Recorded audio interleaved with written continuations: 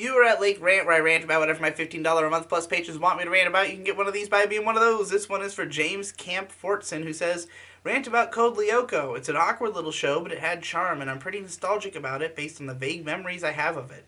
It's one of the few cartoons during the early 2000s to pull off the anime-esque look, IMO, mainly because it has such an unmistakably restrained European atmosphere behind it. I don't know how to explain it. Thanks.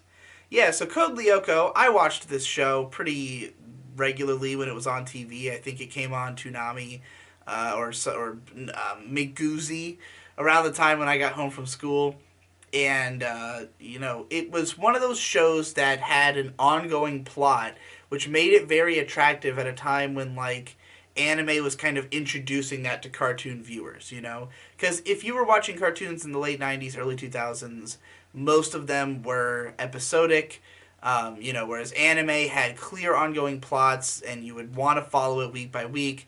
And then there started to be cartoons that had background elements of that, like Kids Next Door or, just other shows that were involving elements of continual narrative or anime influence. And the French, who are even more into anime and manga than we are in America, had started creating cartoons that really laid into those influences. And Code Lyoko is obviously one of them. It has a cat boy in it. It has a bunch of Japanese fucking, like, style outfits that the characters wear when they go into a cyber world. Just the mere fact that it's about this, like, weird cyberpunk-ish idea that the main characters have to go into a computer to fight these, like, viruses that some evil AI or something is, like, using to have real-world effects on the school that they go to, like a boarding school in France.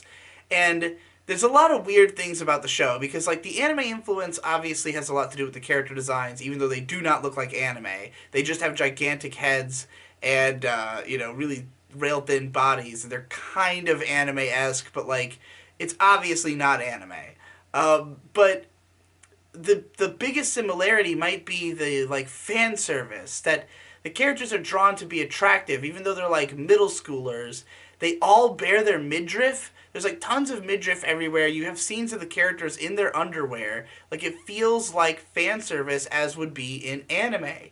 But it's just odd because while the characters are being drawn to be kind of attractive in the same way that anime is, they're also, like, not really successfully attractive, and they kind of look like, they kind of look their own age more so than anime characters usually do. So it feels weird when they're, like, getting naked and stuff. Even though it's kind of, like, realistic, and, thinking about it as from the time that I was watching it, I was 13 or 14, and so to me it was just like, oh, fan service of girls my own age. I love it, But, like, looking at it now, it's just like, this is weird. Somebody drew Sissy running around in her underwear for that whole second half of that episode in what is ostensibly a kids show that was run on daytime TV, But, there you go. It just made the show have this very different vibe from anything else you were going to get, because it was obviously not anime, and yet obviously not American, and yet somehow just running there. So I rewatched the first episode of it for the sake of this rant, and I have to say, the dub is borderline unlistenable, in my opinion. I couldn't take any of their voices, and then I tried listening to the French version, and it was even worse. The music is super cheesy. The show, it feels so time and place to that era. Because, like, the CG animation for its time was pretty high level. I mean, it looks like a lot of CG anime that are coming out today, not much worse.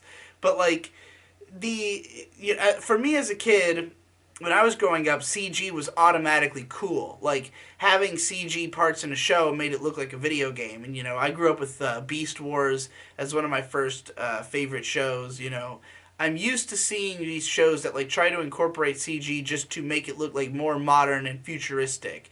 And Code Lyoko was one of those. It was just like, oh, cool. There's, like, 3D fight scenes and shit. This is sick.